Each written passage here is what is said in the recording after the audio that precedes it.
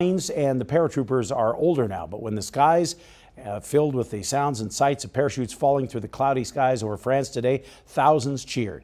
And right in the middle of the commemoration of the epic D-Day invasion is Miss Montana, after more than a year of hard work and dreams. And that's exactly what the volunteer crew was hoping for. And we started early, about 6 o'clock, in the seats, ready to go. We flew across the channel with 4 other ships and met up with a 6th at Cherbourg, picked up some jumpers, and did an early morning drop over Carenton, which was one of the U.S. drop zones. And then we recovered back to Duxford and picked up our jumpers and made our way across the channel again, so for the 3rd time. And that last trip was truly an amazing sight as Miss Montana and the other C-47s and DC-3s filled the darkening skies over the French coastline, where thousands gathered to watch the spectacle and imagine just for a while what June 6th means to the freedom of the Western world. And then there's a DC-3 behind them trailing. It's pretty shiny. I wonder if that's Miss Montana. While the D-Day paratroopers used stealth and darkness, these liberators were greeted by children. We had our Montana jumpers on board, and it was just so fun to see them.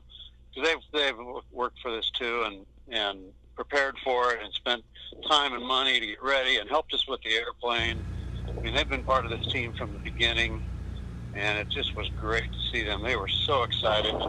That excitement was contagious, and we just couldn't be happier to have completed this part of the mission, and now we get to do something else. At least one of the jumpers today was a D-Day veteran, while others took places of honor in the cockpits of the old warbirds, vanishing reminders of the day when youthful pursuits took a back seat to valor. Well, you couldn't help to think about the boys who were doing it 75 years ago.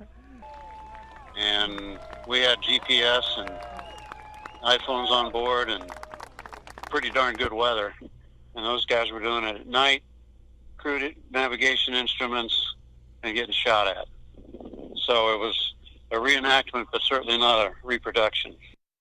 Now tomorrow, actually right about now, European time, the first order of business, Miss Montana is fueling up before security begins shutting down the region for the formal D-Day ceremonies for Allied leaders. Douglas says Miss Montana was still scheduled to be among the dozen or so planes that will do the presidential flyover above Omaha Beach and the coastline where thousands of lives were lost.